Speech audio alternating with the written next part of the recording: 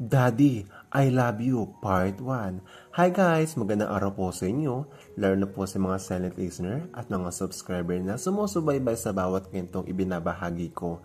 Ngayon ay susubaybayan natin ang unang bahagi na kwento ng Isyang. Pero bago yan ay huwag kakalimutan i-like, i-share at i-subscribe mo na rin ang aking YouTube channel. Maraming salamat po. Barisha. Grabe ka, Isyang. Pag tayo nahuli dito sa mga pinagagawa natin, nako, loko ka. Kakalbuhin talaga kita. Dinamay-damay mo pa ako sa kalokohan mo. Bruhita ka. Kinakabahang sabi ni Tanyang, ang bruhita kong ding best friend. Bruhita, bruhang maldita. Patuloy pa rin ito sa mahinang pagtatalak. Iniiwasan itong baka biglang magising ang mamang bit-bit namin pasakay ng tricycle.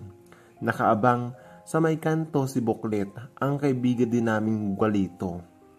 Gwapong maldito. Bruhita ka talaga, Isyang. Sa dinami-dami ba naman kasi ng tambay, dun sa may kanto natin, bakit ito pang gwapong macho? Ulala nito ang napili mo at gawing daddy ng mga baby mo. Talak ulit nito. Ano ba, Tanyang? Bubulasan ko talaga yung bibig mo, sabi ko naman. Siyempre, para maganda ang lahi.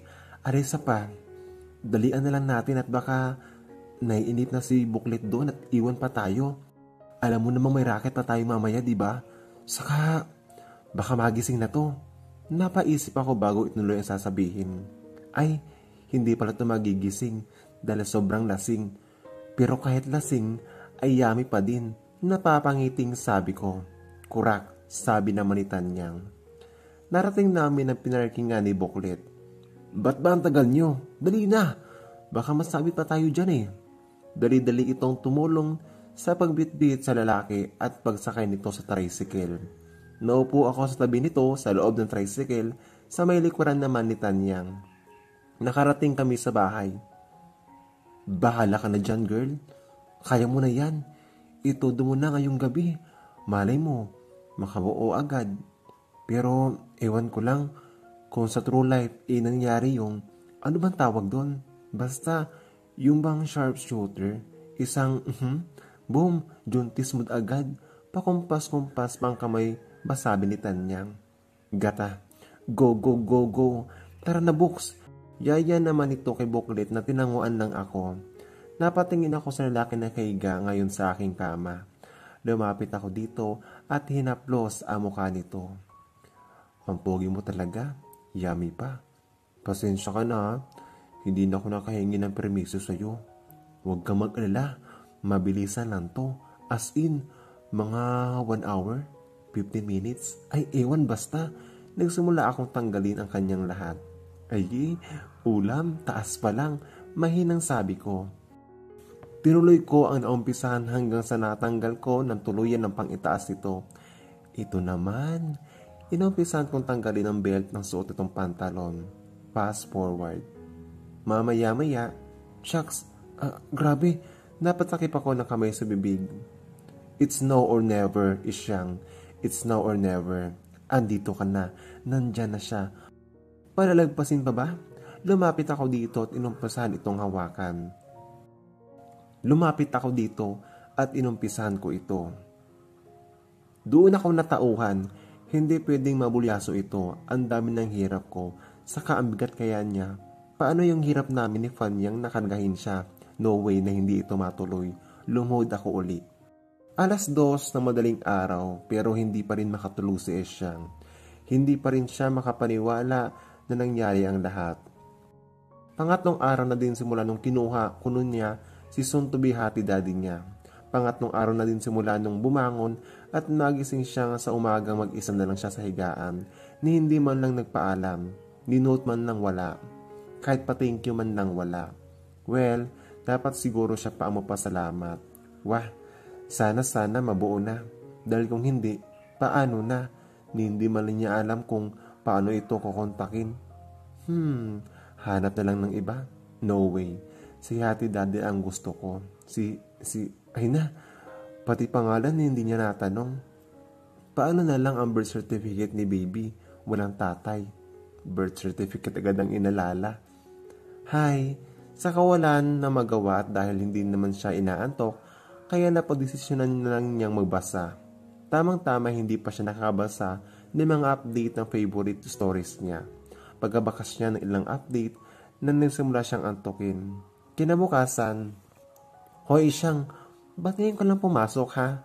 Bungad kaagad ni Tanya pagkapasok niya sa karinderya, kung saan siya natatrabaho bilang kusinera.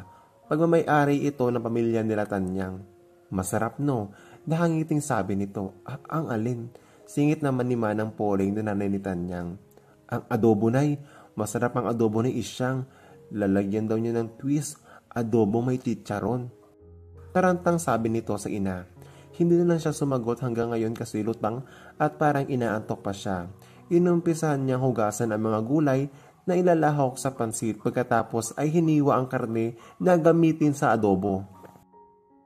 Tinapik-tapik niya ang muka para magising. Kailangan niya mag-focus sa pagluluto para masarap. Mga alas 10 ng umaga ay tapos na at handa na lahat ng putahe. Sinamahan niya na si Tanyang na nakapwesto sa tapat ng estante ng mga ulam para tulungan ito sa pagbibigay ng mga order. Nakayuko siya para sumandok ng ulam ng adobo na biglang matigilan sa boses na narinig. Isang order nito menudo. Saka 2 nitong adobo, tas 5 kanin.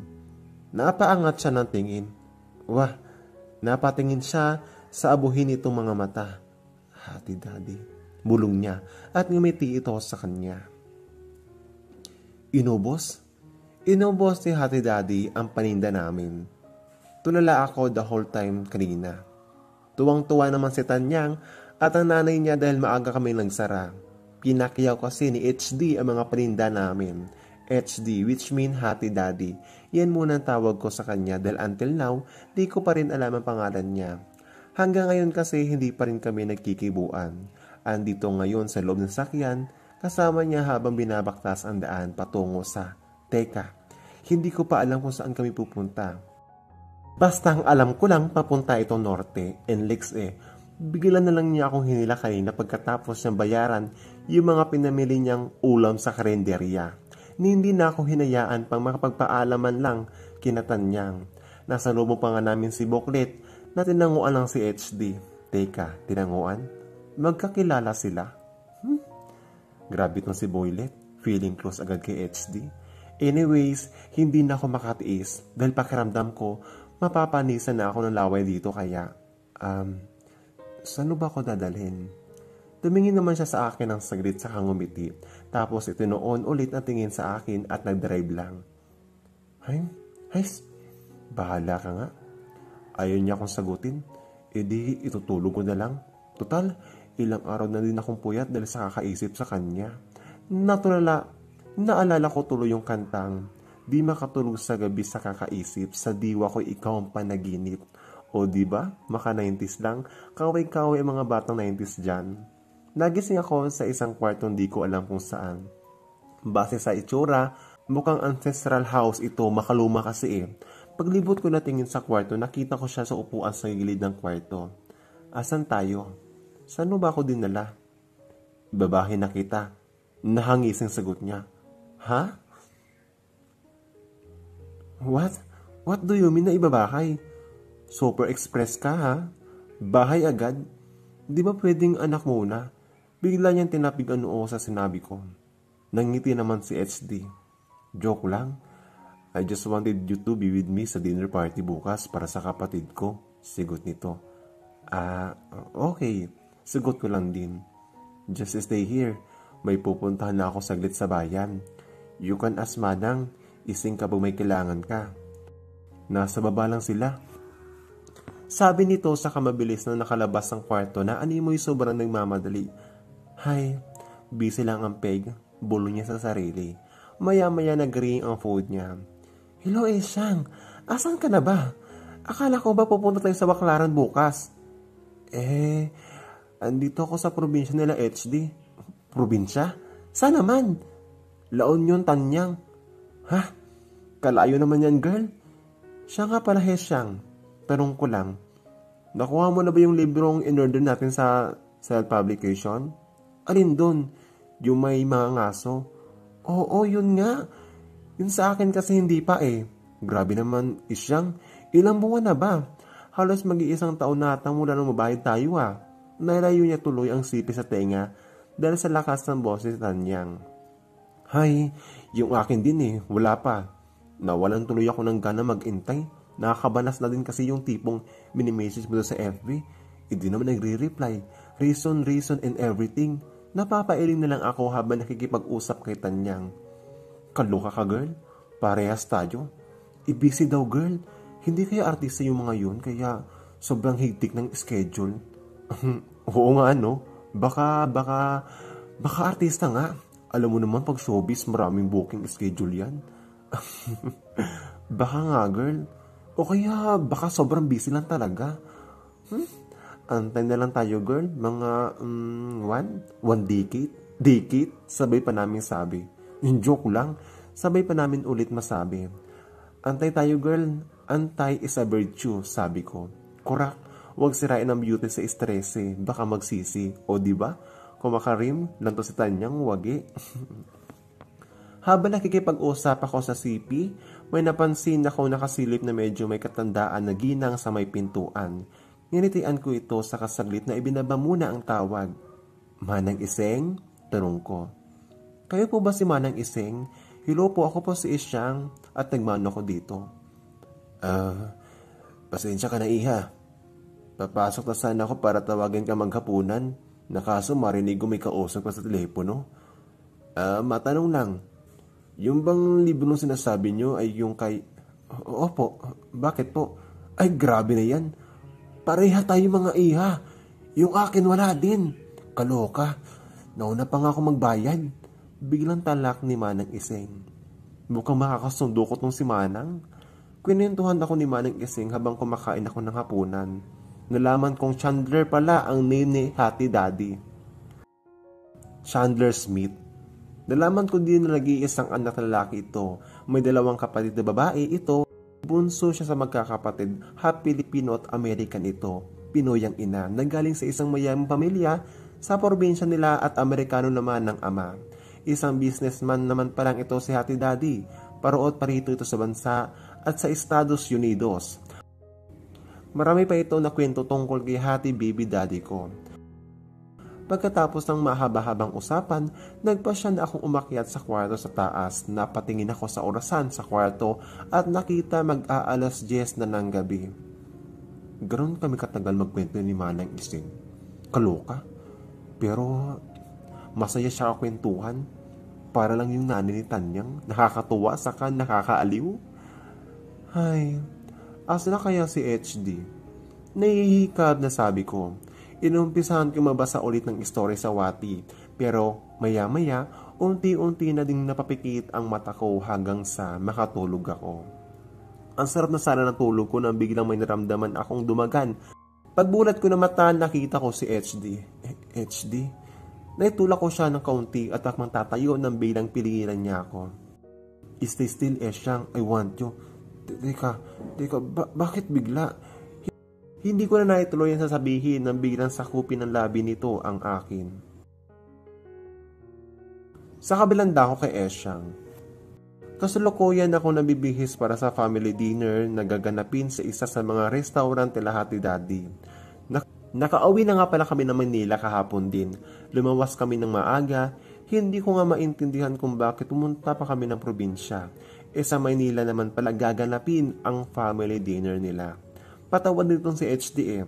Napakahirap pang mag-drive ng pagkalayo-layo. Hay, ewan ko sa kanya. Are you ready? Tanong nito sa akin. Nakasuotang ito ng plain white t-shirt at pinatungan ng denim jacket at pants Converse na sapatos. Napaka-casual lang ni Hati Daddy pero ang gwapo. Ako naman na naka-pink na t-shirt lang, skinny jeans at flats. Sabi naman niya okay na tong suot namin. Kadarating lang din kasi ng kapatid at parents niya from the state. Dumating kami sa restaurant at agad namin nakita ang parents at kapatid nito. Ang gandang pamilya, naisip ko. Magagandang lahi. Ang pogi ng tatay niyang kano. Tapos yung nanay. Huwag kang pang beauty queen ang datingan. The dinner went well. Sobrang down to earth at aliw ng parents at kapatid ni HD. Hindi mo aakalaing galing sa Buena family. Walang bahid ng alta. So siyang, we expect ka grandchild soon. Nakangiting biro ng mama ni HD. Nako po, hindi pa po. Namumula ang pising sabi ko. Take care of my brother siyang. Nakangiti din sabi ng ate nito. Hindi nga kami. Iwan ko ba kay HD? Baka girlfriend ang pakilala niya sa akin sa pamilya niya. Nauna nang umalis ang parents at ate ni HD. Paalis na din sana kami nang biglang may babaeng humarang sa amin. Natigilan si HD at mas napahigpit ang kapit sa palad yung hawak niya. Smith, long time no see. Ngiti nito. Kasalukuyan ako nakikipagkwentuhan kay Tanyang. Kwento ko ang mga nangyari sa dinner kasama ang pamilya ni HD. Grabe ka mo, Tanyang. Ang ganda ng ate at nanay niya. Matangos ang ilong, maputi, ang ganda ng buhok. Basta, artistahin. Mukhang imported. Manghang-manghang kwento ko kay Tanyang. Sobrang manghang-mangha ka isyang sa pamilya nila HD parang dinescribe mo na lang yung sarili mo kanina Ano ka ba, friend? Mukha ka naman ding imported. Ako? Sigurado ka? Abay, oo. Kung sino man nagsabing hindi, bulag. Sure ako may lahi nanay o tatay mo, girl, sabi nito. Ewan ko. Napulot na naman ako ni Chang sa simbahan sa probinsya. Ang sabi niya, nakabasket pa daw ako. Ang sabi ni Tiyang, hulog daw ako ng langit sa kanya. Nakakalungkot nga lang na wala na siya ngayon. Parang may iyak ako sa naisip. Si Chang Marcia ay nakapulot sa akin nung bata pa ako. Pinangalanan niya akong Risha. Mula sa pangalan niya, inalagaan niya ako at tunuring na anak. Noong 7 taong gulang na ako, lumipat kami ni Chang dito sa Manila para makipagsapalaran. Ibinenta na kasi na may-ari ang farm kung saan kami nakikitira. Naging kapitbahay namin sila Tanyang. Nagtrabaho si Tiyang bilang mananahe sa factory ng mga manika. Noong mag-third year high school na ako, nagkasakit siya na malubha. At huli ay namatay siya. Namatay si Tiyang at hindi na ako nakapag-aral. Kinopkop ako ng pamilya ni Tanyang at pinatira sa bakanting kwarto sa taas ng kanilang apartment kapalit ng pagtulong sa karinderya nila. Wala ako maipipintas kay Tanyang at nanay nito. Isa sila sa mga pinakamabait na taong nakilala ko. At para sa akin, pamilya na ang turing ko sa kanila. Bago mamatay si Chang, may ibinili siya sa akin. Chang, balang araw, tatanda ka din. Wag na wag kang susunod sa yapa ko. Ang tumandang dalaga. Balang araw, hanapin mo ang forever mo. Kahit gaano kahirap gawin mo, tandaan mo, kung gusto may paraan, kung ayaw maraming dahilan. Mahal kita, anak. Balang araw, magkakaroon kayo ng sarili mong pamilya. Saka nito nalagotan ng hininga. Diyan ko. Napahagulgul ako. Miss na miss ko na siya. Ilang taon na rin simula na mawala siya, pero hanggang ngayon hinahanap-hanap ko pa rin siya. Chang, sumalangit na dyan sa langit. Mahal kita, Chang. Kahit ayaw mong tawagin kitang mama dati, para sa akin, ikaw ang nanay ko. Ayaw paawat na luha ko. Sinisinok ako dahil sa kakaiyak. Agoy, ayay. Ayaw tumahan ng baby. Lumapit si Tanyang sa akin at niyakap ako. Napik-tapik ang likod ko pagkatapos binunasan ang luha ko gamit ang t-shirt niya. Singa, yung uhog mo, sabi nito, suminga naman ako. Isyang, huwag ka nang umiyak. Kung wala ka na maintindihan, wala ka na makapitan, kumakanta pa na sabi nito. Kahit anong mangyari, andito kami ni Mudra Bells para sa'yo. Di ba nga, karinderya squad goals tayong 3? O, kung kulang pa, isama natin si Boklit. O di ba Fantastic Four?